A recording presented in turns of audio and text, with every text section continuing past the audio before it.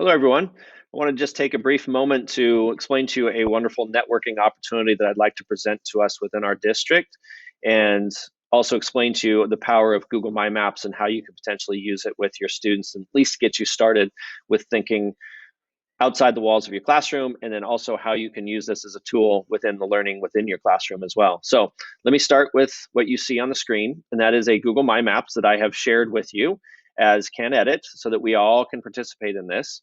And it is a global connections within our Enumclaw School District. So in my classroom for the last number of years, I have tried to connect my students with activities, people, resources outside of my classroom, and it has been an unbelievably powerful experience that I think can work in any field, in any content area, and can present for our students an understanding that their education is not just what happens within our four walls. So I think in our online learning environment, I know in our online learning environment that this is even that much more important, but it's also something that can continue even when we come back to our brick and mortar classrooms. So here's how this is going to work. I think we have a tremendous amount of resources within our district to allow us to network and find these connections.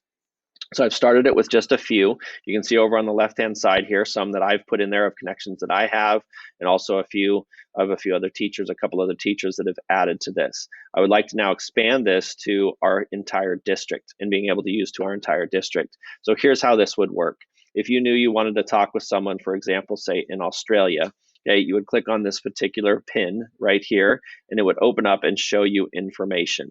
So it gives my name as the teacher here, just like you can see Allison and JB's name, but it gives my name as the teacher, knowing that that's the district employee that you need to contact, okay, for a contact in Australia, in Melbourne. Okay, and so I have friends that live there and work there, and they would be happy to be a part of your class in any way, shape, or form. And then here's the contact information for you to be able to communicate that information to me. So what I would like us to be able to do here as a district is if you have contacts around the world that you would be willing to make available to other teachers in our district and other students in our district, what you would do is you would come to this particular map. Let's say you had a friend that was in Brazil. You would click on right here, this add marker. Okay, and once you click on add marker, it then gives you the plus. You can see my cursor turn to a plus. And if I click on right here, it'll add that marker to wherever that point is. At this point, okay, it would want you to put in here where that particular location is, or possibly some information about them, as well as your own name. So Brazil, so I would potentially click in here and say Brazil, Steve Murphy. Okay, here I would describe, they're a teacher or whatever it is that they are. Okay, and then here I would put my email address. All right, and then I would click on save. Once I've done that, then that link is there. And when I open it up, that information is there. If I want to change the color, I can. If I want to change the icon, I can here by clicking on more icons. If I want to edit it, I click on right here. If I want to add a picture of where they're living or a picture of them, if that's something you want to do, you're welcome to do that as well. Right? And so then what we would create, and you'll notice it then pops it in right down here at the bottom.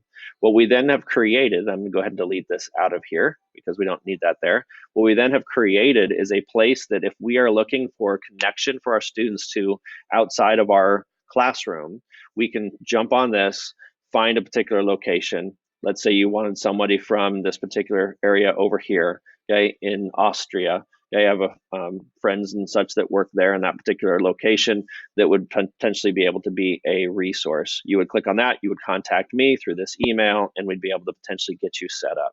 So that's the idea. Please participate in this. This would be great. It'd be a great help to me, but it'd be great help to other teachers in our district as well.